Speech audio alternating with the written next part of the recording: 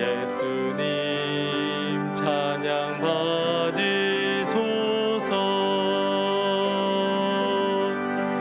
예수님 찬양 받으소서.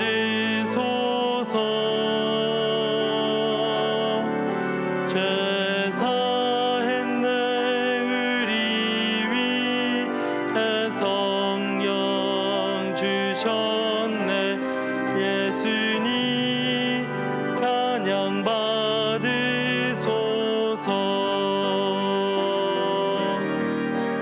위로의 성령님이시여, 위로의 성령님이시여, 우리 안에 계셔서 늘 인도하셨네. 위로의 성령님이시여.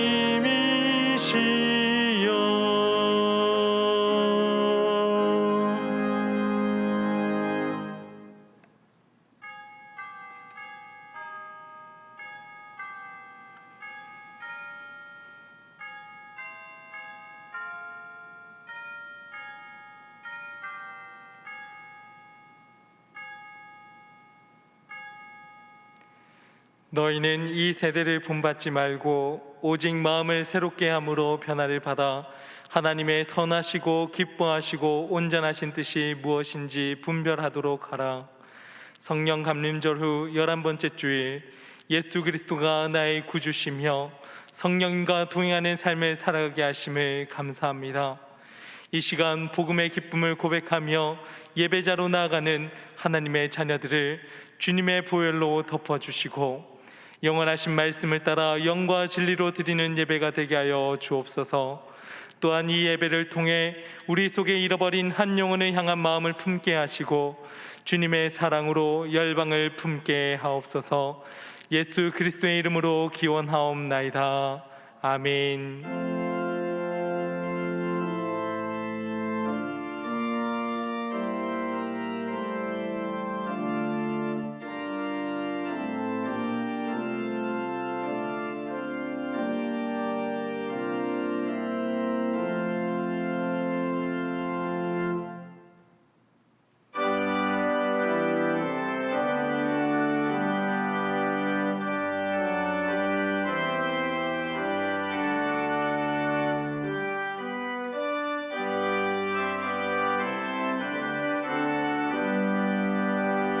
전능왕 오셔서 주 이름 찬송케 하옵소서.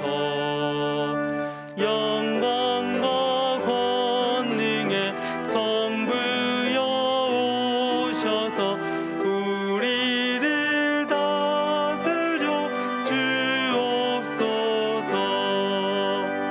강생한 성자여 오셔서 기도를 들으소서. 택하신 백성들 복 내려주시고 거룩한 마음을 주옵소서. 위로의 주 성령 오셔서 큰 증거 주옵소서. 전능한 주시여 각 사람 마음에서 떠나지 마시고 계십소서. 성삼위일체께 한없는 찬송을 드립니다.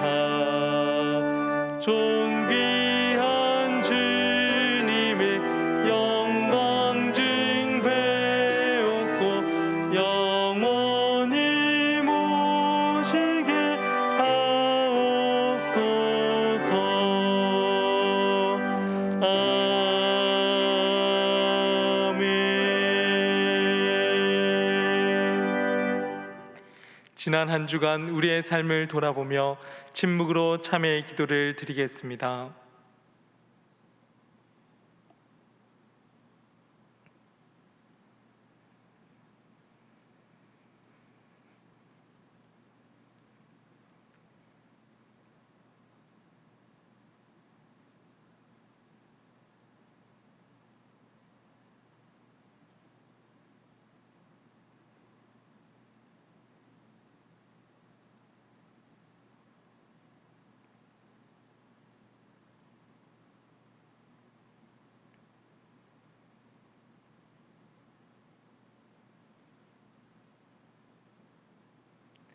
하나님께서 주시는 사죄의 말씀입니다.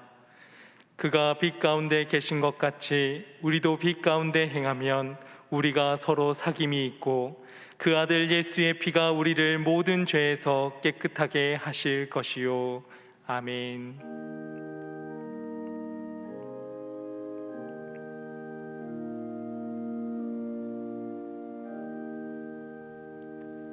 나는 전능하신 아버지 하나님 천지의 창조주를 믿습니다.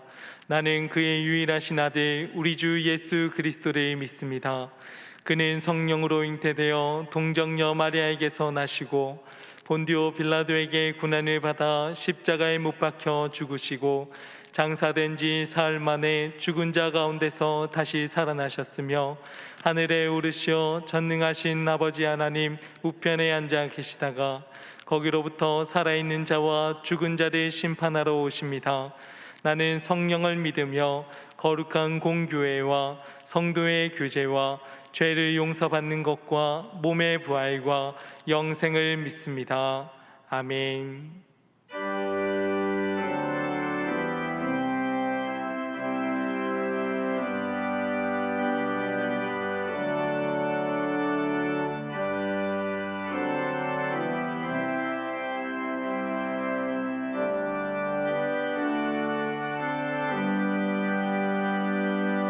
내 주리 가까이 하게 함이 십자가 진 같은 고생이나 내 일생 소원을 늘 찬송하면서 주께 더 나아가기 원합니다. 내 고생하는 것 옛 야곱이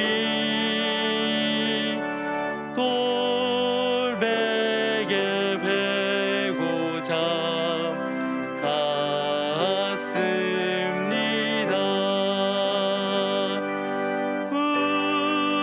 꿈에도 소원이 늘 찬송하면서 주께 더 나아가기 원합니다.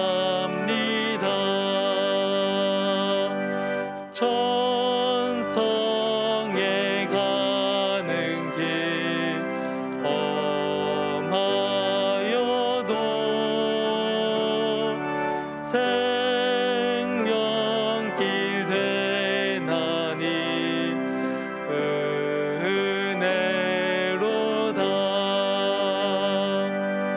천사 날 부르니 늘 찬송하면서 주께 더 나아가기 원합니다. 야곱이 잠 깨어 일어나는 돌단을 쌓은 것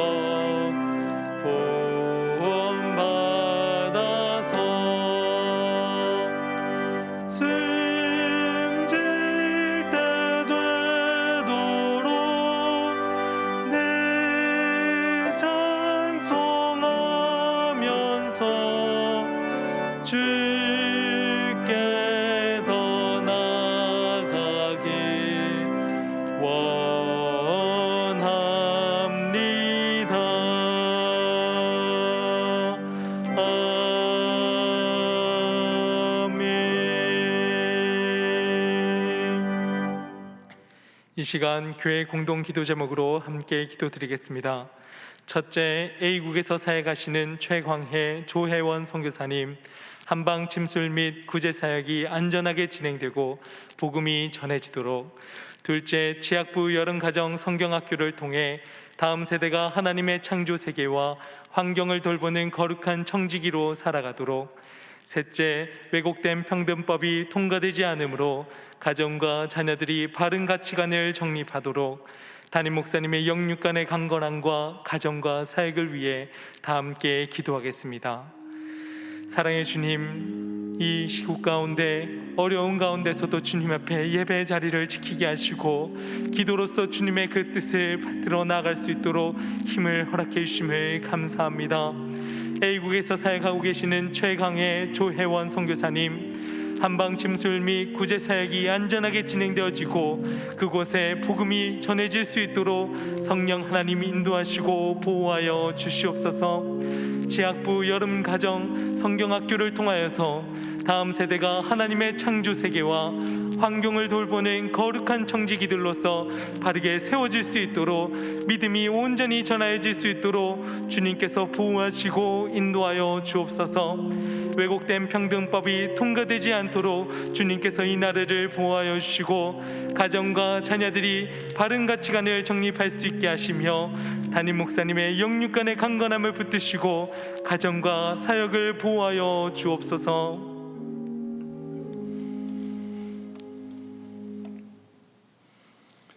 아버지 하나님, 참으로 고맙고 감사합니다.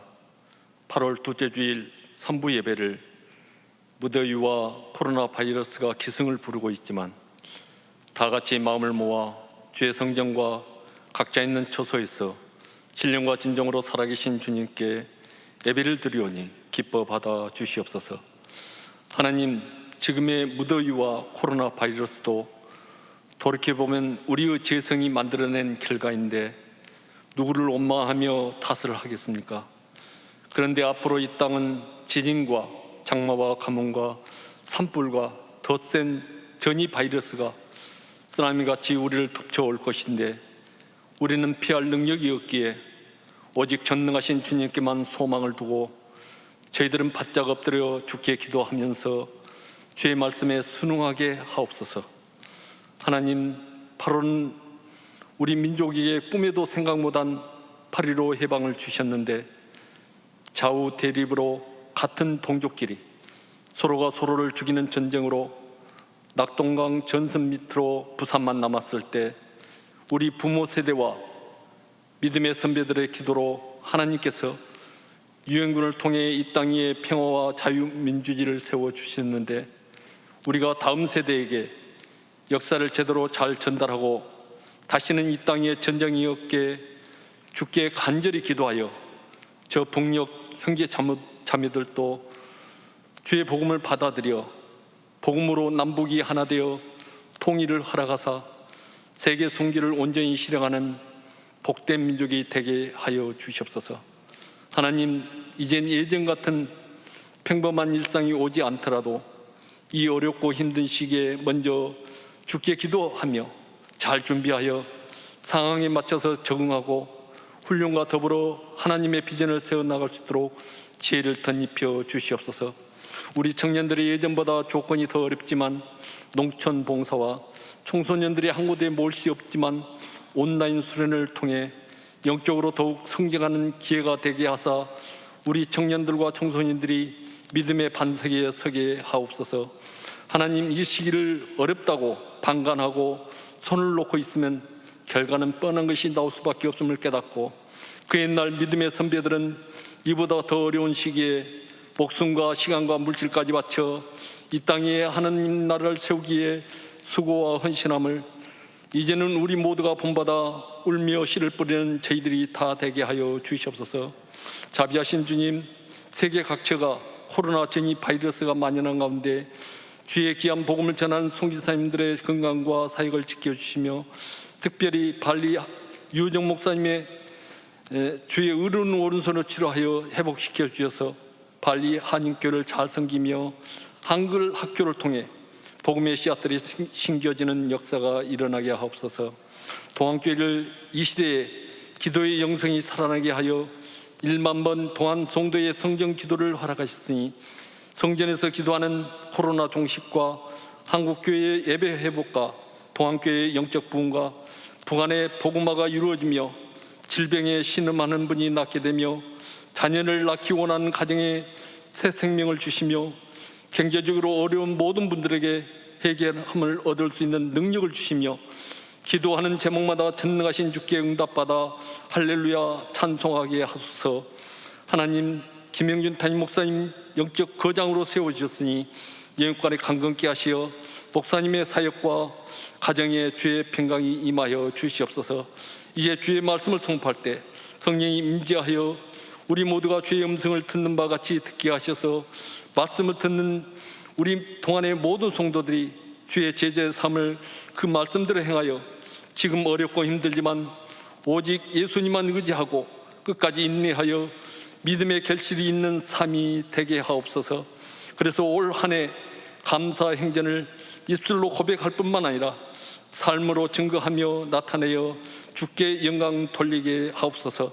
은혜가 풍성한 주님, 삼부 솔리스트 찬양과 반주를 기뻐 받으시며 이 예배를 위해 금식하며 간절히 기도하는 지체들과 방역과 예배를 돕는 손길에 주의 의로운 오른손으로 붙잡아 주셔서 거룩한 주님의 사역을 감당하는 데 조금도 부족함이 없게 하여 주시옵소서. 우리를 도우시며 함께 하시는 주 예수 그리스도로 기도드립니다. 아멘.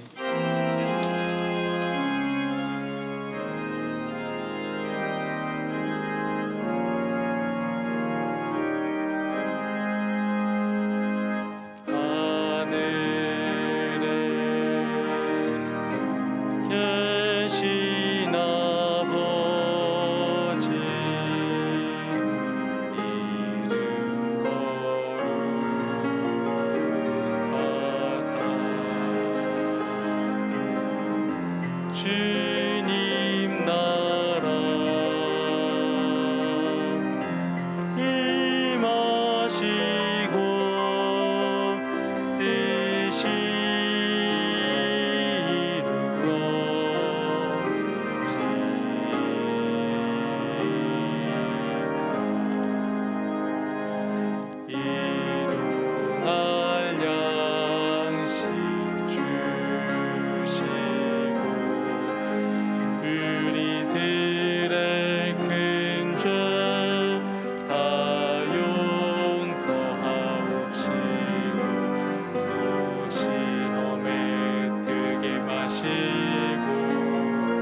악에서 구원하소서.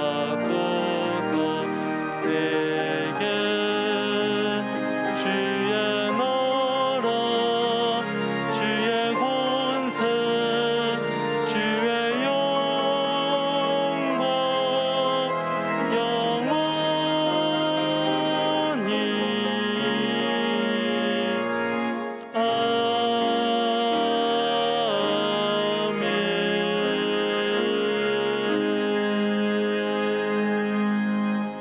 자비하신 하나님, 오늘도 예배를 드릴 수 있는 은혜 주셔서 감사를 드립니다.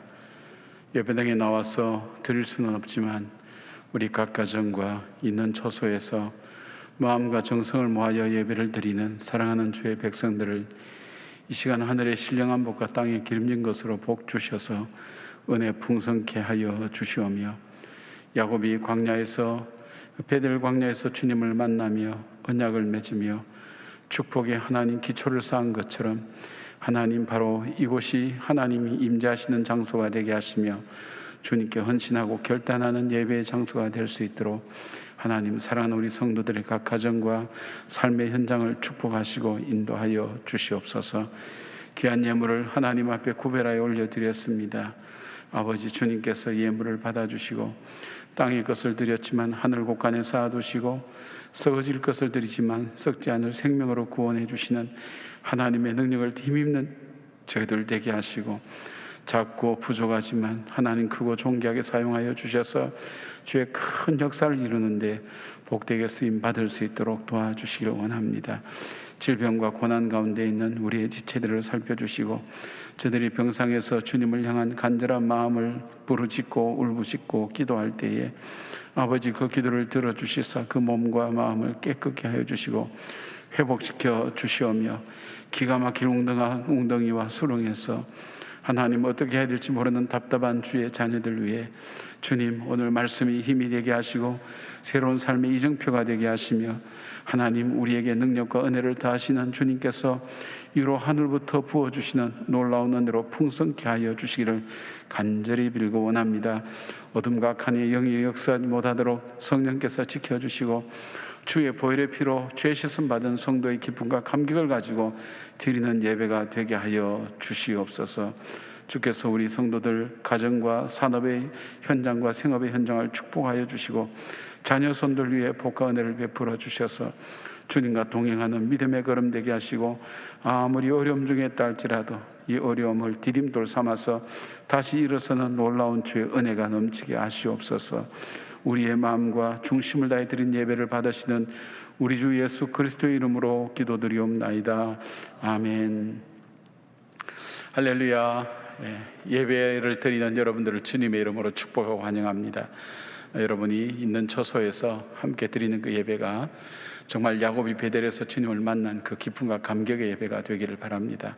우리 이렇게 좀 축복할까요? 주의 평강을 기원합니다. 주의 평강을 기원합니다. 그렇게 서로 축복하시죠. 우리 주님의 평강이 늘 함께 할 수 있도록. 정부의 방역 수칙이 조금 수정되어서 다음 주부터는 우리가 일부 예배당 예배를 드릴 수가 있게 됩니다. 여러분 수요일쯤 문자가 아마 갈 건데 99명까지 예배를 드릴 수 있다고 그러니까 여러분께서 사모하는 마음을 가지고 교회에 나와서 예배를 우리 가능하면 드릴 수 있도록 했으면 좋겠고요. 2부, 3부는 사람들이 많이 몰릴 수 있으니까 1부나 4부, 5부에 여러분이 신청하셔서 함께 예배를 드릴 수 있었으면 좋겠습니다. 그리고 이 코로나가 속히 물러가고 또 우리가 예배를 마음껏 드릴 수 있는 그런 날이 오도록 여러분 마음을 다하여 함께 기도해 주시길 바랍니다. 내일 새벽부터 바로 새벽 예배 시작됩니다. 이미 시작하고 있지만 내일은 여러분이 예배당에 나와서 새벽 예배를 드릴 수가 있습니다. 평소에 예배를 드리는 분들 나오셔서 함께 예배를 드리고 위에서 나라 위해서 또 교회 위해서 기도 많이 해주시길 부탁드립니다. 수요 예배는 우리 가정 예배로 대체하는데 9월달 되면 우리 모든 것이 다시 시작이 됩니다. 여러분께서 기억하시길 바랍니다.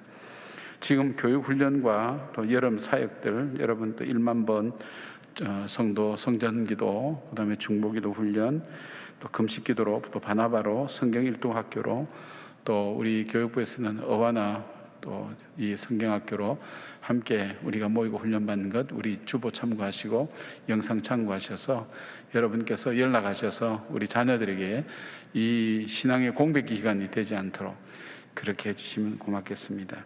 하나님께서 여러분에게 복 주시고 또 은혜 주셔서 이 어려운 기간 잘 이겨내게 하시고 믿음으로 살아내는 우리 성도님 되도록 계속 우리가 함께 기도하겠습니다. 여러분들 축복하고 사랑합니다. 우리 영상 통해서 계속 교회 소식 함께 나누겠습니다. 내 모습 이대로 사랑하시네 연약함 그대로 사랑하시네 나의 모든 발걸음 주가 하시나니 날 인도하소서 내 모습 이대로 사랑하시네 연약함 그대로 사랑하시네 나의 모든 발걸음 주가 하시나니 날 인도하소서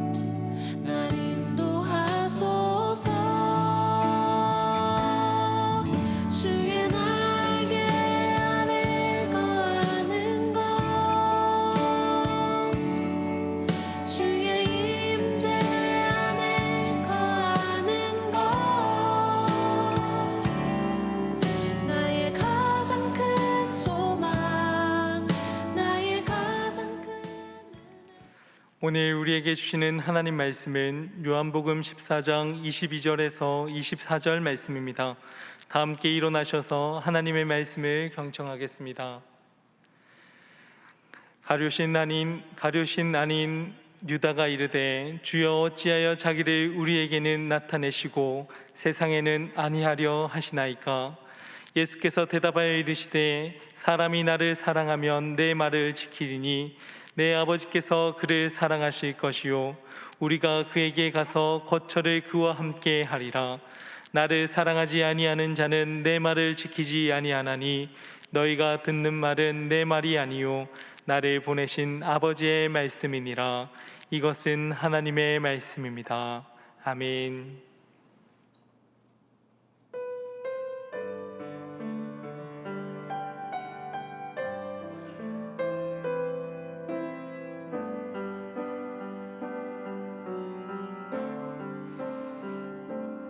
내가 천사의 말한다 해도 내 맘에 사랑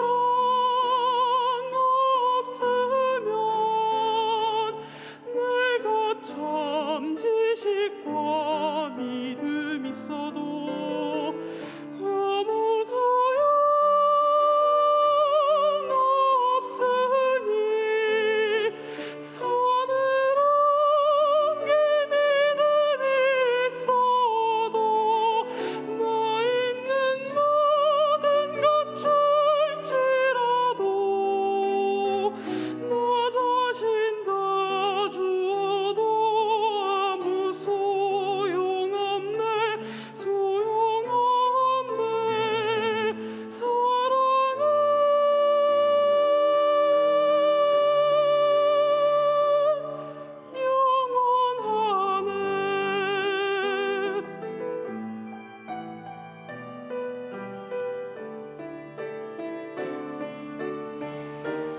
사랑은 온유하며 사랑은 자랑치 않으며 교만하지 아니하며 불이 기뻐하지 아니하니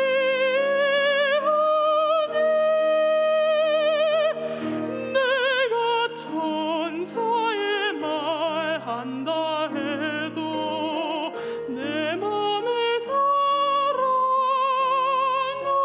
없으면 내가 참 지식과 믿음 있어도 아무 소용 없으니 서늘한 게 믿음이 있어도 나 있는 모든 것 줄지라도 나자 있는 자 주어도 아무 소용없네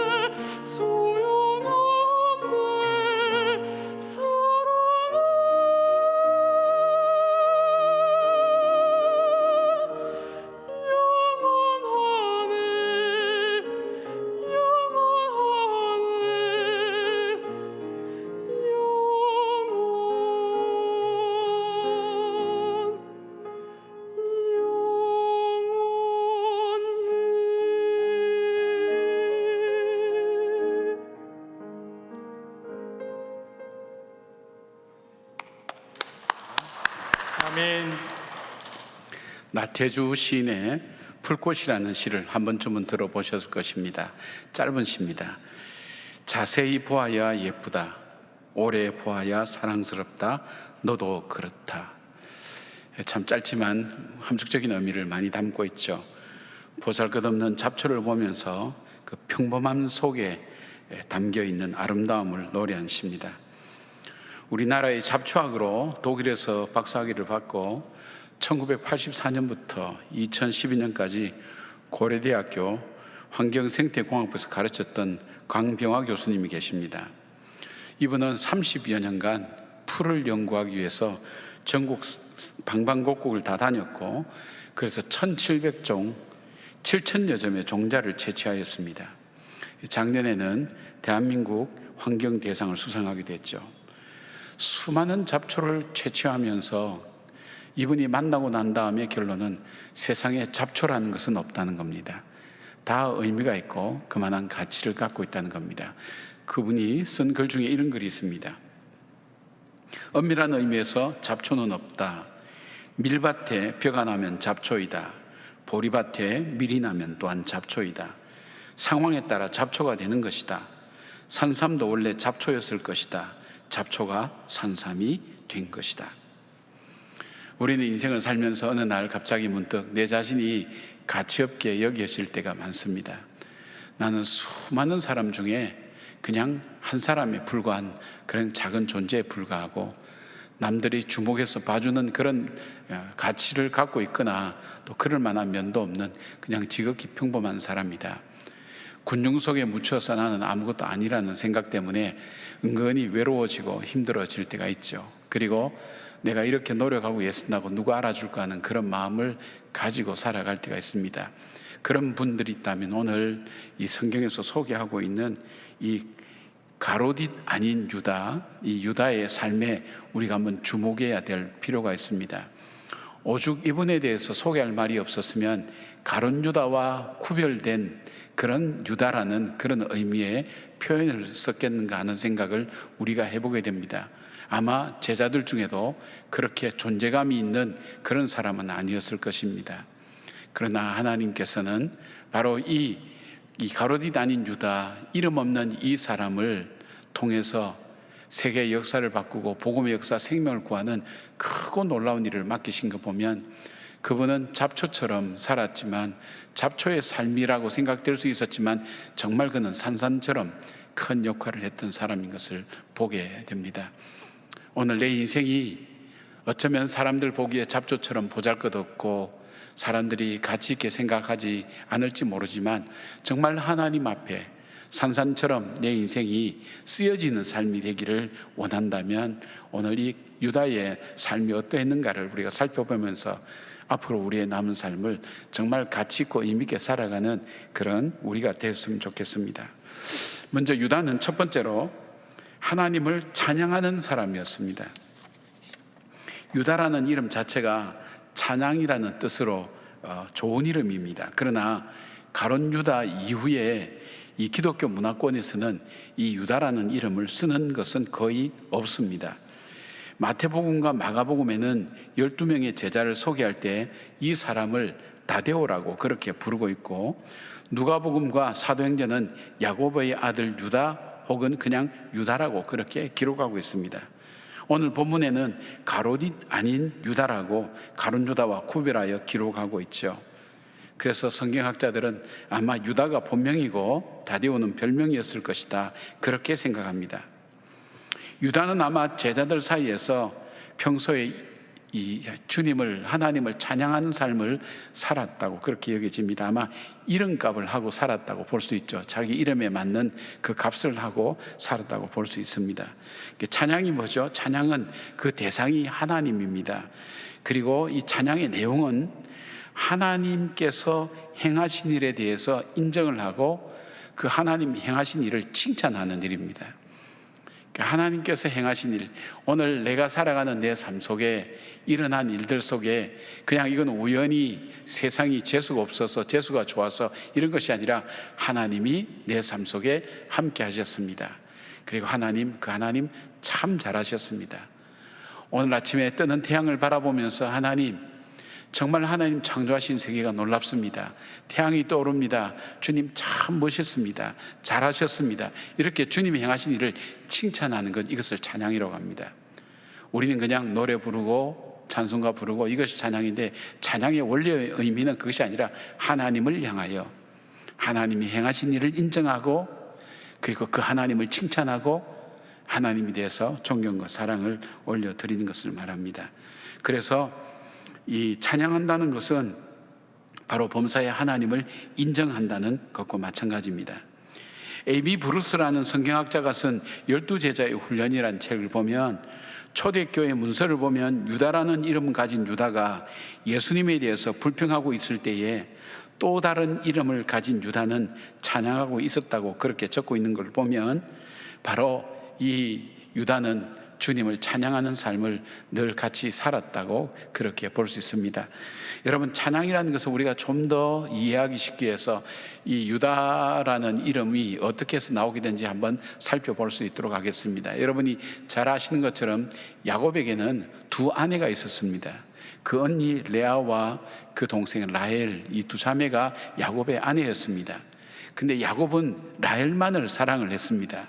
레아는 그렇게 사랑하지 않았죠. 그러니까 레아가 마음에 한이 맺히고 너무 속상한 겁니다. 그래서 하나님 앞에 호소하며 눈물로 간구합니다. 그래서 하나님께서 라헬의 태는 닫으시고 레아의 태를 여셔서 레아에게 아들을 줍니다. 이스라엘 사람도 마찬가지지만은 우리 한국 사람도 마찬가지죠. 첫 아들에 대한 거기에 대한 소중한 마음들이 갖고 있습니다. 하나님께서 나에게 첫 아들을 주셨다. 그래서 이 첫째 아이 이름을 루벤, 보라, 아들이라 이렇게 이름을 지었어요. 근데 이 하나님께서 나에게 이 아들을 주셨으니까 저 야곱은 나에게로 이제 돌아올 거야, 나를 사랑할 거야 했지만 야곱은 여전히 라헬만을 사랑했습니다. 슬프죠, 외롭죠. 그래서 하나님 앞에 또 호소합니다. 그런데 하나님께서 이번에 두 번째도 아들을 주셨습니다. 그래서 두 번째 아들 이름은 시므온이라고 지었습니다. 그 의미는 뭐냐면 들으셨다. 하나님께서 내 기도를 들으셨다. 응답하셨다. 내 안타까움을 아시고 계신다. 얼마나 마음에 기쁨과 감격이 있겠습니까? 하나님께서 들으셨으니까 이제 야곱은 나에게 돌아올 거다. 그런 마음을 가지고 살았습니다. 그런데 야곱의 마음은 라헬에게서 떠나지 않았습니다. 다시 외로워졌습니다. 더 슬퍼졌습니다. 더 깊은 좌절감이 그 마음속에 찾아오면서 하나님께 울면서 호소합니다. 그런데 하나님께서 바로 이 레아에게 아들을 또 허락해 줍니다. 세 번째 아들입니다. 우리나라 말에도 3-4번이면 완전수라 그러지 않습니까? 얼마나 깊은지 모릅니다. 그래서 이 아이 이름을 레위라고 짓습니다. 그래서 레위라는 것은 연합했다라는 그런 뜻입니다. 내가 이 야곱과 연합했으니까 이제는 하나님께서 나에게 이 야곱을 돌려주실 거라고 그렇게 생각하고 믿었습니다. 그런데 야곱의 마음은 여전히 라헬에게 머물러 있었습니다. 아마 이전보다 더 큰 좌절과 절망감이 그 마음속에 찾아왔을 거예요. 아들을 셋이나 이렇게 낳고 이 아들을 정말 통해서 기대를 했는데 야곱의 마음이 돌아설 줄 모르니까 얼마나 마음이 슬프고 외롭겠습니까? 근데 하나님께서 네 번째 아들을 주셨습니다. 그런데 네 번째는 조금 달랐습니다. 바로 이 레아가 이 아이의 이름을 유다라고 짓습니다. 유다라는 이름은 찬송하다라는 의미입니다. 하나님을 찬송하는 것을 의미하죠. 왜 그 슬픔에 젖었던 레아가 네 번째 아들을 유다라고 지었을까요? 이 레아가 깨달은 것이 있습니다. 인생의 행복과 불행은 저 야곱이 나를 인정해주고 나를 사랑해주고 나를 귀하게 여겨주는 것에 달려있지 않구나. 내 인생에 있어서 정말 행복과 불행은, 기쁨은 전지전능하신 저 하나님께로부터 오는구나. 이것을 깨달았습니다. 그리고 자기에게 아들을 내시나 주신 그 하나님을 찬양하고 내 버려진 삶, 아무도 돌보지, 남편도 돌보지 않은 이 삶을 사랑하시고 돌아보신 그 하나님 은혜에 감사하며 그가 하나님 이름을 찬양합니다. 그래서 그 아들 이름을 유다라고 지었습니다. 그런데 놀랄만한 일들이 일어난 것이 있습니다. 유다는 12형제 중에 영적 장자가 됩니다. 그래서 이 유다의 자손을 통해서 메시아 대신 예수 그리스도가 오시게 되고, 그 다음에 믿음의 조상들이 묻히는 막벨라 굴에 야곱이 사랑했던 라헬이 묻힌 것이 아니라 이 레아가 묻히는 축복을 받았다는 것입니다. 사랑하는 여러분, 무엇입니까? 레아는 슬픔 중에 계속해서 하나님께 간구했는데 그가 슬픔의 탄식의 이 기도와 간구 대신에 그가 하나님을 찬양했을 때 하나님은 그 인생을 점점 복 있는 인생으로 만들어 가시는 겁니다. 하나님을 찬양했더니 하나님께서 오히려 그를 존귀한 존재로 만드십니다. 그 삶을 더 복되게 만드십니다. 그래서 메시아를, 그 아들을, 그 유다 집과 하나님을 찬양하는 그 자녀를 통해서 메시아를 보내주시고 영적 장자로 삼으시고 레아를 바로 믿음의 조상들이 묻히는 막벨라 굴에 묻히게 하는 놀라운 하나님의 축복을 베풀어 주신 것입니다. 하나님을 찬양할 때 하나님께서 우리 인생을 이렇게 축복해 가시는 것입니다. 그래서 지혜자는 잠언 3장 6절에 이렇게 말씀합니다. 너는 범사에 그를 인정하라. 그리하면 내 길을 지도하시리라. 범사에 주님을 인정하고 주님께서 행하신 일을 찬양하고 주님을 칭찬하고 그 주님을 인정했을 때 하나님께서 레아의 인생을 축복하신 것처럼 바로 그 찬양하는 사람을 통해서 하나님은 하나님 역사를 열어가시고 축복해 가신다는 것입니다. 내 인생이 잡초와 같이 나는 정말 별 볼 일 없다고 생각합니까? 그렇다면 여러분, 오늘부터 여러분의 삶을 조금만 한번 바꿔보시길 바랍니다. 범사에 하나님을 인정하시길 바랍니다. 하나님의 살아계심을 인정하시길 바랍니다. 그리고 하나님께서 내 인생 속에 행해 오신 일들, 그것을 하나님께서 하셨습니다 하고 인정하시길 바랍니다. 그리고 더 나아가서 지금 그 하나님께서 나에게 행하셨던 그 모든 일들, 하나님, 나에겐 때로는 아픔이었고 슬픔이었고 안타까움이 있지만 그럼에도 불구하고 하나님 잘 하셨습니다. 하나님의 계획이 있으셔서 하신 줄 저는 믿습니다. 아들까지 주신 하나님께서 나에게 뭐가 부족해서 못 주시겠습니까? 하나님의 계획이 있을 겁니다. 하나님, 저는 주님을 믿습니다. 주님 잘 하셨습니다. 계속 주님을 그렇게 인정하고 주님을 축복하고 주님을 칭찬할 때 주님은 우리의 삶을 조금씩 그 지축을 움직이면서 우리의 삶을 축복의 자리로 옮겨가신 것을 보게 됩니다.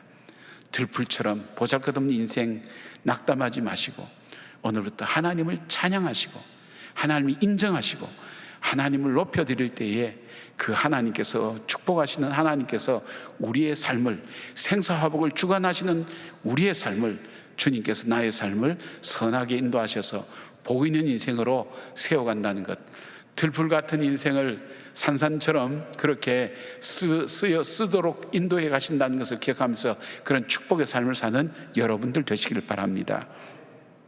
두 번째로 유다는 마음이 따뜻하고 위로하는 사람이었습니다. 처음으로 성경을 라틴어로 번역한 초대 교부 제롬은 유다를 트리노미누스라고 그렇게 불렀습니다. 이 뜻은 뭐냐면 세 가지 이름을 가졌다고 얘기를 합니다. 성경인물연구라는 책에 보니까 마태는 그를 레베오라고 불렀고 이 유다를 레베오라 불렀는데 이거는 킹 제임스 버전 영어 성경에 그렇게 되어 있습니다. 마가는 다데오로 불렀고 누가는 그를 유다로 불렀습니다. 이 중에서 다데오나 레베오 같은 이 말의 뜻은 심장 깊은 곳이나 가슴이라는 말에서 유래한 그런 이름입니다. 아마 유다 외에 이름으로 불려진 것을 보면 그는 가슴이 따뜻한 사람, 마음이 깊고 사랑이 많은 사람으로 짐작할 수가 있습니다.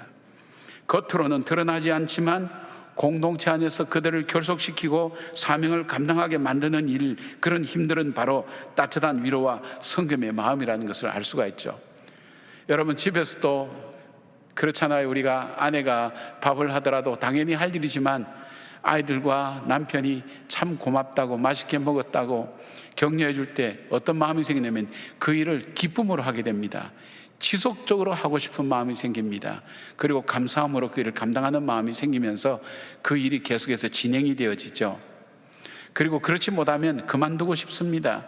당장 하고 싶은 마음이 없습니다. 그냥 내버려 두고 싶은 그런 마음입니다. 이 격려라는 것이 우리의 삶을 얼마나 많이 움직이는가 하는 것을 볼 수가 있습니다. 격려와 사랑이 갖고 있는 힘은 이 공동체 전체를 움직이는 힘이 있다는 것입니다. 초대교회에 구브로 출신 요셉이라는 사람이 있었습니다. 그가 복음을 받아들였습니다. 그래서 자기 재산을 팔아서 사도들의 발 앞에 놓고 그리고 교회 공동체에 들어옵니다. 교회 공동체에 들어와서 그가 한 일은 별로 없습니다. 그런데 사람들이 그에게 별명을 붙여줍니다. 바로 바나바라는 별명을 붙여줍니다. 위로의 아들이다. 저 사람만 만나면 내가 힘을 얻어. 저 사람만 만나면 내가 용기를 얻어. 저 사람 만나면 내가 믿음의 생활 계속하고 싶어. 저 사람 만나면 캄캄하게 막혀있는데도 불구하고 소망이 있어. 그런 마음이 그 사람을 만날 때마다 그 마음이 들어가니까 저 사람을 향해서 부를 때 저 사람은 정말 위로의 사람이야. 하나님의 사람이야. 하나님께서 위로한 사람이야. 그렇게 존귀하게 귀하게 여김 받았습니다. 바로 이 바나바는, 위로의 아들 이 바나바는 그 당시에 가장 잔인한 박해자였던 사울이 회심해서 돌아올 때 바로 이 교회에 그의 인격과 그의 신뢰를 바탕으로 이 교회에 이 사울을 소개한 사람입니다.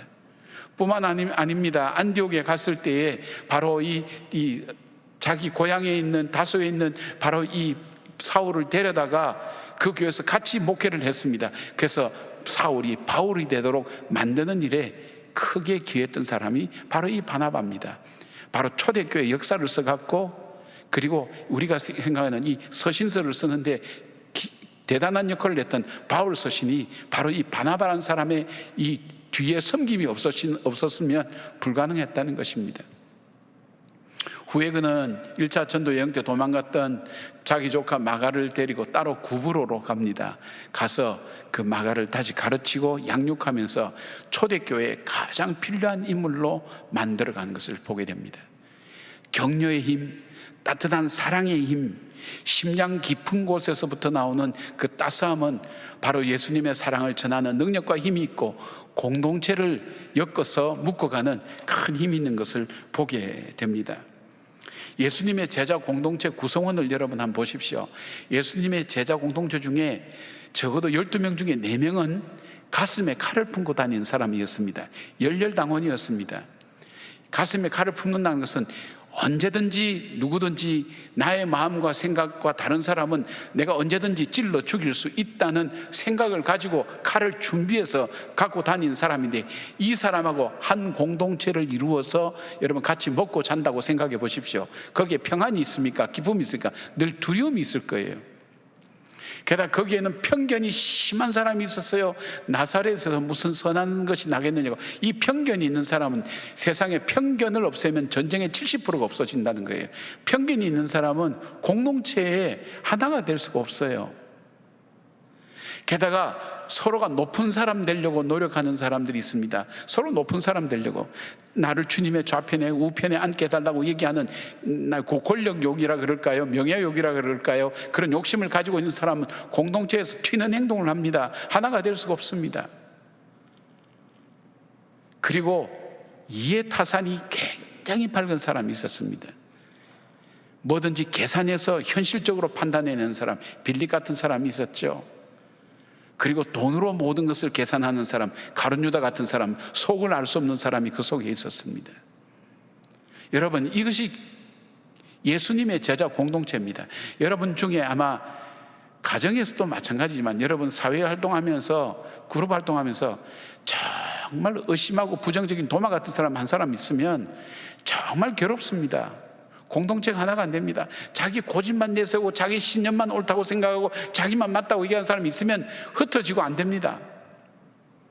이 공동체를 어떻게 예수님이 원하시는 그런 공동체로 만들 수 있었을까?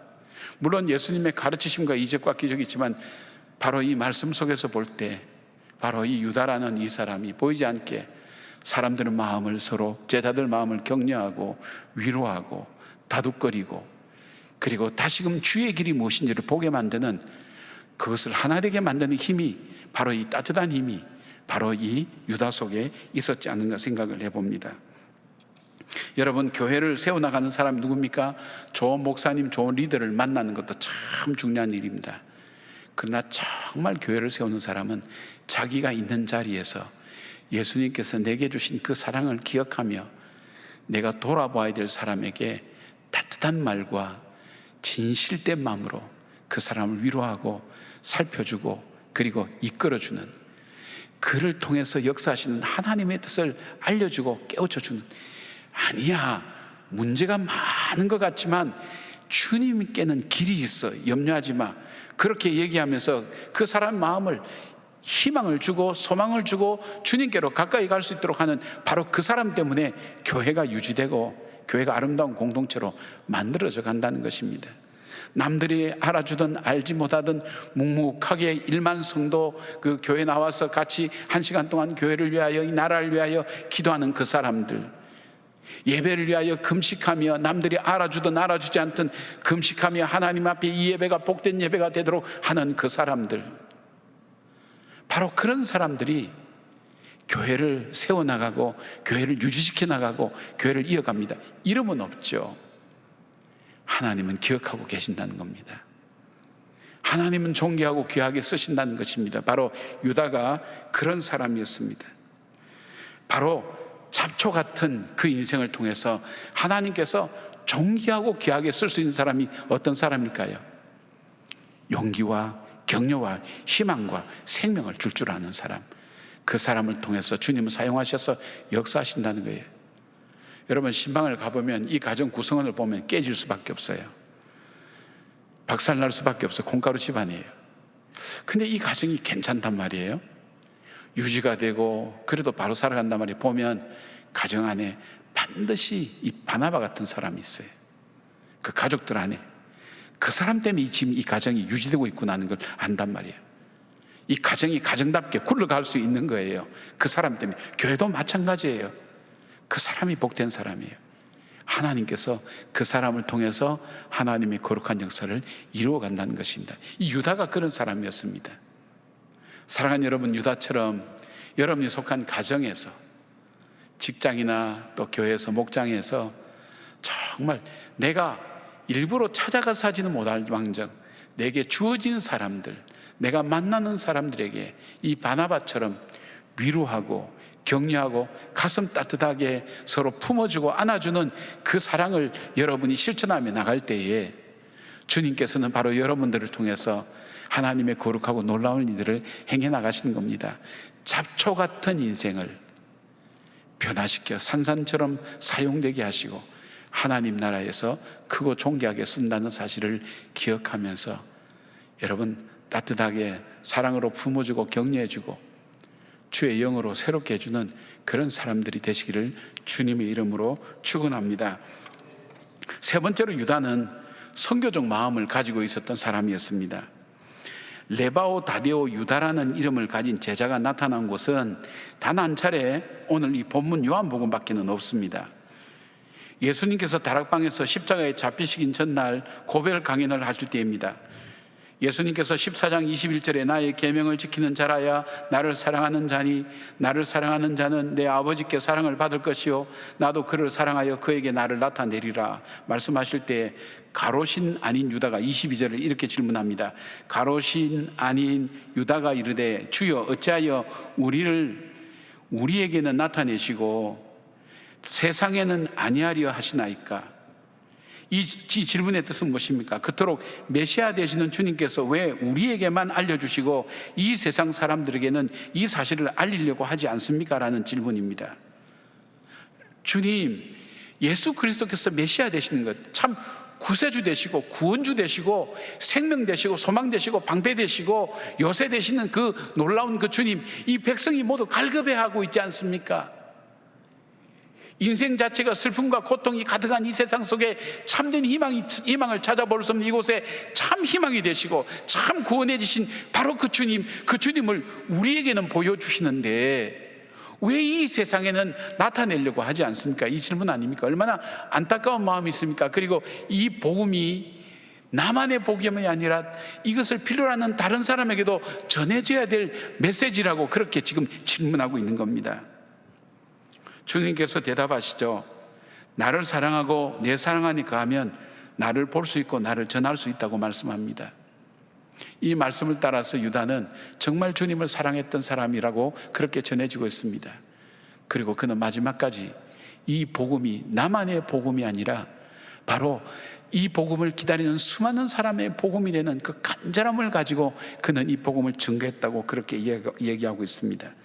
유다는 이 복음이 예루살렘과 유다만 아니라 사마리아와 땅끝까지 모든 사람에게 증거되고 전해져야 될 생명의 말씀인 것을 그는 갈급한 간절한 마음을 가지고 안타까운 마음 가지고 복음을 전하는 사람이 되었다는 것입니다. 그 당시에는 이 선교라는 이 개념이 없었어요. 뭐 전도라는 것도 없었어요. 유대인 외에는 찾을 수가 없었어요. 그러나 그의 마음속에는 이 좋은 복음을 주님께서 우리에게만 나타내지 마시고 많은 사람에게 나타내고 증거되게 하소서 하는 그 간절한 마음이 나중에 예수님께서 부활하시고 난 다음 너희가 이 예루살렘과 유대와 사마리아와 땅끝까지 내 증인이 되라고 전하고 증거하기를 원하셨던 바로 주님의 말씀이 그의 마음속에 삶이 되었을 것입니다. 유다의 이런 선교적 마음은 그의 행적에서도 찾아볼 수 있습니다. 성경에 직접적으로 나타나진 않지만 이 초기 전승에 의하면 유다는 오순절 강림이 있은 이후 몇 년 후에 멀리 북쪽으로 가서 메소포타미아의 왕도이자 현재 터키에 해당되는 에데사에 복음을 전해 또 갑니다. 미국의 목사님이었던 레슬리 플린 박사는 그가 아르메니아가 지금 굉장히 기독교화되어 있죠. 교회를 세우는데 함께 했으며 쿠르디스탄으로 옮겨서 사역하다가 거기서 화살을 맞아 숨겼다고 합니다. 그를 나타내는 상징은 배인데 아마 이 사람은 업을 잃을 것이라는 것도 있지만 그 배처럼 어디든지 그가 닿는 곳은 가서 복음을 전하기를 원했던 그의 선교적인 의지와 뜻을 나타낸다고 학자들은 그렇게 이야기하고 있습니다. 지난 중에 세상을 떠난 우리 고 김병옥 장로님 생각을 자주 해봅니다. 장로님께서 세상을 떠난 몇 개월 전에 보내주신 그 모습을 생각할 때, 그분이 중환자실에서 거의 사경을 헤맬 때 약간 정신이 들었을 때 그 간호사를 통해서 영상으로 전해진 그 메시지 속에서 나는 죽음이 두렵지 않다고, 그리고 가족과 교회를 염려하는 그런 말씀을 하셨어요. 그가 이 간암 진단을 받으셨을 때도 나는 연명하는 치료하지 않겠다고, 그리고 주님 부르시면 언제든지 하나님 나라로 가겠다고 그러시면서 그 장로님과 이제 꽤 오랜 시간 대화를 나눴어요. 나누면서 그 장로님 속에서 볼 수 있는 것은 이분은 천국에 대한 확신을 갖고 계세요. 구원에 대한 확신을 갖고 계세요. 그리고 이 복음이 자녀들에게도 잘 전해졌으면 좋겠다고, 자녀들에게도, 내 자녀들도 이 복음을 잘 받아들여서 복받는 인생 됐으면 좋겠다고, 교회도 그런 교회가 됐으면 좋겠다고, 그 마음이었어요. 마음속에 남아요. 저 어른이 분명히 주님께서 구세 주인 것을 믿고 있구나, 믿음이 있는 분이구나. 그리고 그 마음속에 이 복음이 나만의 복음이 아니라 내 자녀들도 내가 받은 이 복을 누리고 이 소망을 붙들고 우리 교회도 그런 교회로 세워졌으면 좋겠다, 그 간절한 마음이 제 마음속에 다가왔습니다. 우리 교회 한번 오셔서 간증하셨던 경주 남부교회 김상정 목사님은 아버님이 돌아가셨어요. 돌아가시고 다시 살아나신 거예요. 1박 2일 정도 살아나셔서 자녀 손들 다 모으고 자기가 보았던 천국에 대해서 하나하나 설명하시면서 자녀들에게 꼭 예수 믿고 만나자고, 저 천국에서 만나자고 믿음의 고백을 가지고 자녀 손들로 하여금 했는데, 바로 이 고백이 김 목사님이 목회를 하면서 큰 힘이 되고 소망이 되고 기쁨이 된다고 그렇게 간증한 거 있습니다. 여러분, 우리가 이 소망이 있으면 우리는 잡초가 아닙니다. 우리가 이 소망이 있으면 우리는 정말 가장 유익하고 복된 산삼과 같은 인생으로 살아갈 수 있다는 것을 말씀하고 있습니다. 한 여인이 꿈속에서 천사가 주인인 한 가게에 들어갔습니다. 그래서 이렇게 묻습니다. 이 가게는 대체 무엇을 팝니까? 물어보니까 그 천사가 주인인 그 분이 이렇게 얘기합니다. 당신의 가슴이 원하는 것은 무엇이든지 팝니다. 얼마나 놀랐겠어요. 세상에 뭐 이렇게 우리가 이 물건 파는 데 가면 우리가 정말 살려고 하는 건 없잖아요. 필요한 것은 있을지 몰라도 정말 살려고 하는 건 없잖아요. 행복 어디 파는 데 없잖아요. 그죠?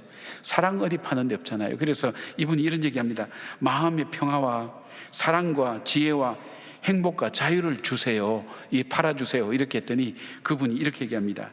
부인 죄송합니다. 우리는 열매를 팔지 않고 씨앗만 팝니다. 우리가 탄소라는 씨앗을 팔면 어떤 사람은 그것으로 값비싼 다이아몬드라는 열매를 거두고 어떤 사람은 그 원소가 똑같지만 값싼 검은 숯을 만들어 버립니다. 우리는 시간과 가정이라는 씨앗을 팝니다. 어떤 사람은 행복의 열매를 거두지만 어떤 사람은 불행의 열매를 거두기도 하는데 그것을 어떻게 가꾸나에 달려 있답니다.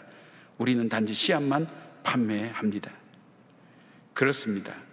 오늘 나의 삶이 잡초처럼 이름 없고 능력 없지만 놀라운 산삼으로 변화되는 것은 무엇입니까? 다데오 유다처럼 사는 것입니다. 하나님 우리에게 정말 열매를 주시지 않습니다. 그것을 어떻게 가꾸어 살아야 될 것인가 하는 것을 우리에게 주십니다. 주님께서 우리에게 가정도 주셨고 시간도 주셨습니다. 말하는 것처럼 탄소라는 걸 줬지만 하나는 다이아몬드를 만들고 하나는 검은 숯을 만들듯이 오늘 우리는 주님이 주신, 우리에게 주신 것, 이것 가지고 우리는 무엇을 만들고 있습니까? 정말 잡초처럼 살아가고 있지는 않습니까? 산산처럼 쓰이기 위해서는 어떻게 해야 될까요? 이 유다처럼 주님을 찬양하시길 바랍니다. 찬양하는 삶을 사시기 바랍니다. 우리가 찬양하다가 죽어도 다 모자라는 인생이 바로 주님에 대한 찬양인데, 감사와 찬양하시길 바랍니다. 그리고 여러분, 사람을 죽일 수도 있는 힘이 있고 살릴 수 있는 힘이 있다면 여러분의 힘을 살리는 데 사용하시기 바랍니다. 사람을 욕할 수도 있고 이해할 수도 있다면 이해하는 쪽으로 선택하셔서 말씀하시기 바랍니다. 사람에게 소망을 주고 생명을 주는 말씀을 하시고, 여러분이 갖고 있는 작은 것도 같이 나누면서 더불어서 살아가는 삶이 될 때 주님은 여러분의 축복의 축을 점점 옮겨가실 뿐 아니라 여러분의 자녀손과 후손까지도 복을 주시는 그런 삶으로 우리를 인도해 가실 겁니다. 더 나아가서 우리의 마음의 간절한 소원, 이 축복이, 이 구원의 놀라운 축복이 나만의 것이 아니라 정말 이것을 갈망하는 수많은 사람들, 지금도 절망하는 사람들이 얼마나 많은지 모릅니다. 우리나라가 OECD 국가 중에 자살률 1위 아닙니까? 그 중에서도 20대의 자살도 많고 노인의 자살도 많다고 얘기하지 않습니까? 일평생 살아놓고 헛살았다고 죽는 사람들, 이제 인생을 살아야 될, 싹이 피해야 될 애들이 죽어가는 이 땅 속에 정말 우리가 믿는 그 소망, 우리가 믿는 이 복음을 증가하고 전하는 삶을 살 때 하나님께서는 우리의 삶을 귀하고 존귀하게 책임지신다는 것입니다. 저는 여러분들이 그런 인생 되기를 바랍니다. 우리 교회가 그런 교회로 쓰여지기를 바랍니다. 그래서 이 시대 속에 정말 산삼처럼 쓰여지고 사람들이 찾는, 귀하게 여기는 그런 인생이 되어서 주님의 영광을 드러내는 우리 성도들의 삶이 되기를 주의 이름으로 축복합니다. 아멘. 기도하겠습니다. 하나님, 그렇게 살게 해 주십시오. 유다처럼 살게 해 주십시오. 주님을 찬양합니다. 주님을 하나님 높여드립니다. 주님, 나에게 주어진 사람을 격려하고 따뜻한 사람이 되게 하시고 주님의 성령의 인격을 닮아가는 사람 되게 하여 주시옵소서.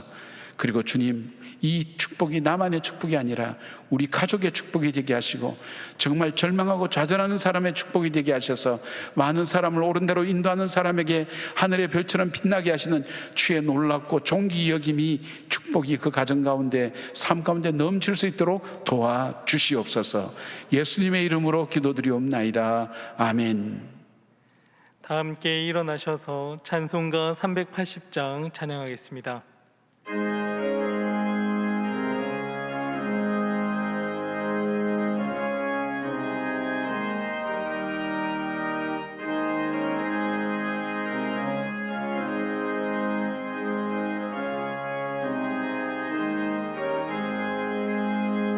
나의 생명 되신 주 주님 앞에 나아갑니다. 주의 흘린 보혈로 정케 하사 받아주소서. 날마다 주를 찬송하겠네. 주의 사랑 줄로서 나를 굳게 잡아매소서. 괴로운 세상 지낼 때 나를 인도하여 주소서. 주를 믿고 나가면 나의 길을 잃지 않겠네. 날마다 주를 찬송하겠네. 주의 사랑 줄로서 나를 굳게 잡아매소서. 세상 살아갈 때에 주를 더욱 사랑합니다.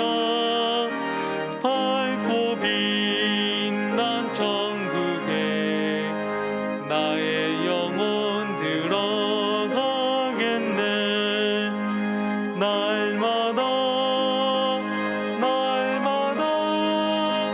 주를 찬송하겠네.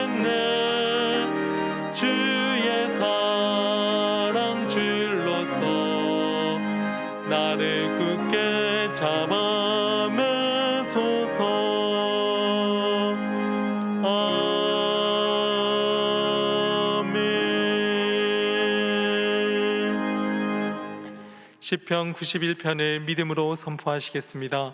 자막을 보시고 함께 낭독하겠습니다.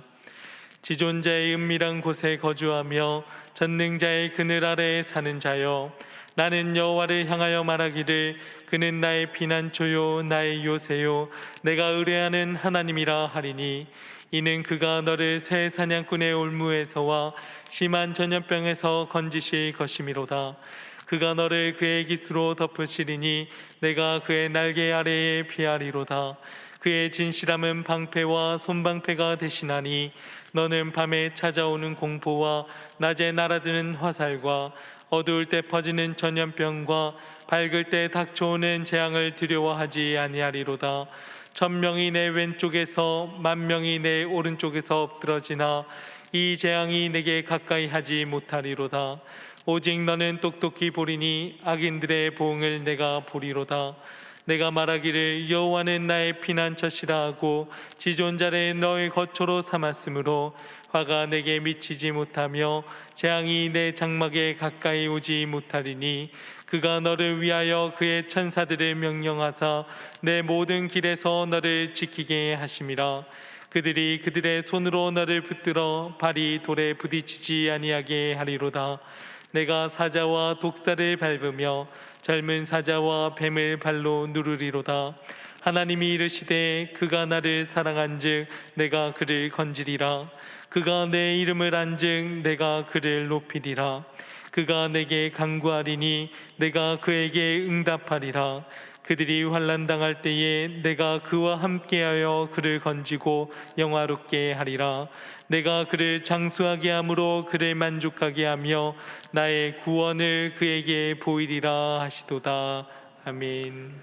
이제는 우리 주 예수 그리스도의 은혜와 우리 하나님 아버지의 크고 놀라운 사랑과 성령님의 깨닫게 하심과 동행하여 주심이 들풀처럼 보잘것없지만 산삼처럼 복되게 쓰임받는 인생으로 살기를 다짐하며 유다의 삶을 나의 삶으로 삼고 믿음으로 걸어가기로 다짐하는 예배를 드리는 한 사람 한 사람 머리머리 위에 관계된 일들과 관계된 사람들 위에 이 나라와 이 민족과 우리 교회 위에 이 땅의 선교사님들 위해 지금부터 영원까지 함께 하시기를 간절히 축원하옵나이다. 아멘.